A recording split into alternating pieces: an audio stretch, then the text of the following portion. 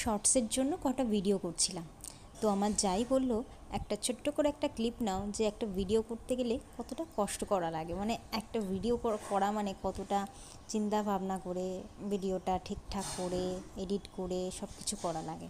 তো বললাম ঠিক আছে, তো সেই হিসাবে তোমাদের সঙ্গে এটা একটু শেয়ার করলাম। তো একটা গান ও সিলেক্ট করেছিল, তো সেটাই আমাকে দেখাচ্ছিল, এটা এইভাবে করবে এইভাবে।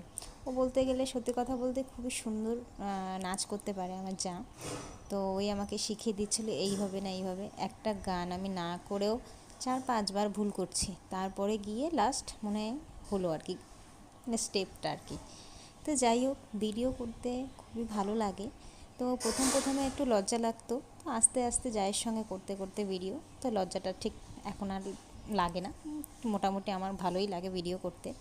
তো যেটুকু সময় পাই বাড়িতে সব কিছু সংসার গুছিয়ে টুছিয়ে, সেই সময়টুকু একটু ভিডিও করি। সত্যি কথা বলতে চুপচাপ বসে থাকার থেকে, মানে এদিক ওদিক যাওয়ার থেকে, কোনো বাড়ি মানে কি বলবো, এখন তো বলার মতো কিছুই নেই। কোনো বাড়িতে যাওয়া মানেই পাশের বাড়ি আরেকজন বলবে বাপরে আমাদের নামে কিছু বলছে, এই বলছে তা বলছে। ওর থেকে ভালো ভাই নিজের মতো বাড়ি থাকো, নিজের মতো ভিডিও করো, খুব ভালো আছি।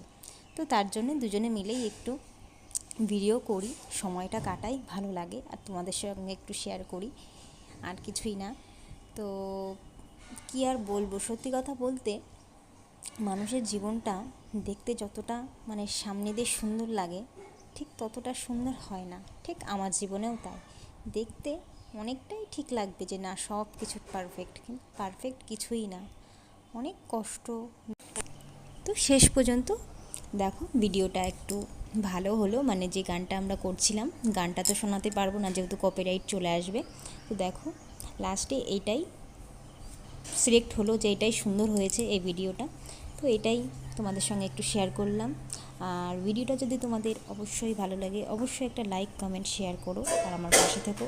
নেক্সট একটা ব্লগে তোমাদের সঙ্গে দেখা হচ্ছে।